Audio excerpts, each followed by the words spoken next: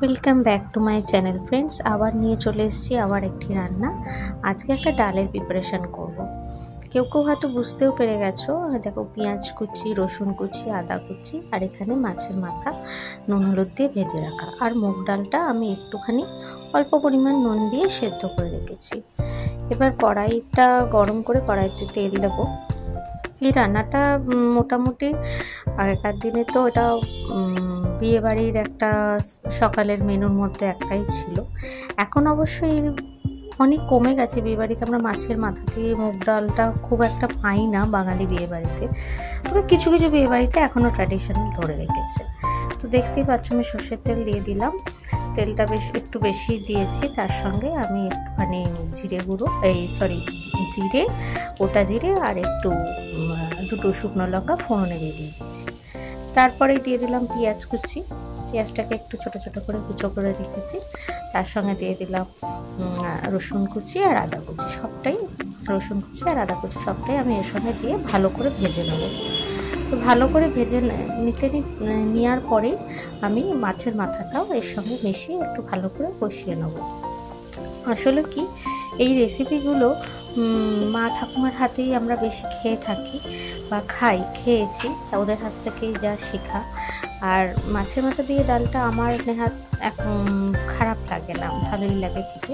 তবে সবসময় এখন আর করে হয়ে ওটা হয় না। এটা বাড়িতে বানিয়েছিলাম বলে ভাবলাম তোমাদের সঙ্গে শেয়ার করি। তোমরাও নিশ্চয়ই এই রান্নাটা বানাও। কে কিরমভাবে বানাও এই রান্নাটা আমার সঙ্গে শেয়ার করো। এবার এর মধ্যে হলুদ আর জিরে গুঁড়োটাও দিয়ে দেবো।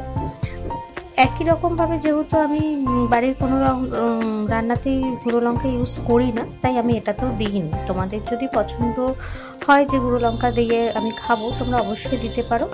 আর চিনিটাও সেম ব্যাপার, তোমরা যদি কেউ পছন্দ করো তো এটার মধ্যে চিনিও 2-4 দানা দিয়ে দিতে পারো, তো খারাপ লাগবে না। আমি চিনিটা অ্যাভয়েড করি। রান্না খুব স্পেশালি কিছু নিরামিষ রান্না হলে তবেই চিনিটা দিই, নাহলে খুব একটা রান্নাতে দিই না।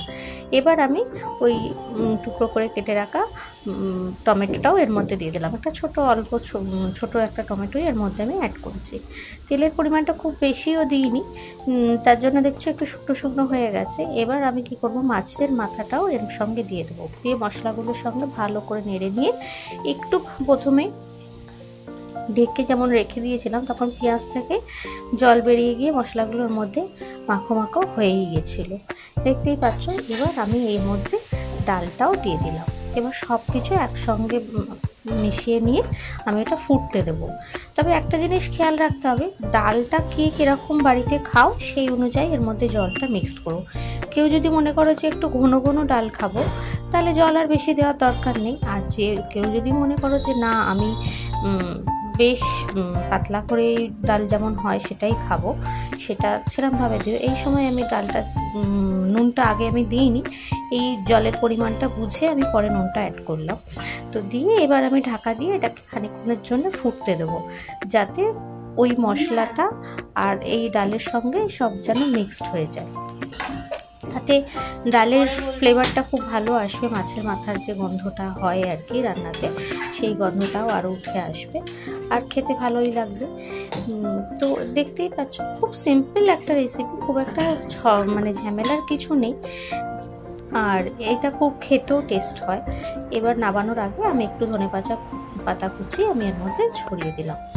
তোমরা চাইলে একটু ঘি, গরম মশলাও অ্যাড করতে পারো। আমি যেহেতু বললাম যে ঘরোয়া রান্নায় সব কিছু সবসময় দিই না, তাই আমি মুখে কথাগুলো আগেই বলে দিলাম যে তোমরা এটা বিয়েবাড়ির স্টাইলে করতে চাইলে, স্পাইসি আর একটু করতে চাইলে, তখন তোমরা এর সঙ্গে ঘি, গরম মশলা, লঙ্কা গুঁড়ো সবই অ্যাড করতে পারো।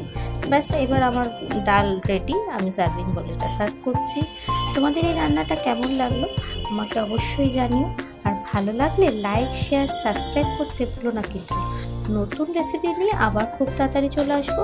আজকের জন্য এখানেই শেষ করলাম। টাটা।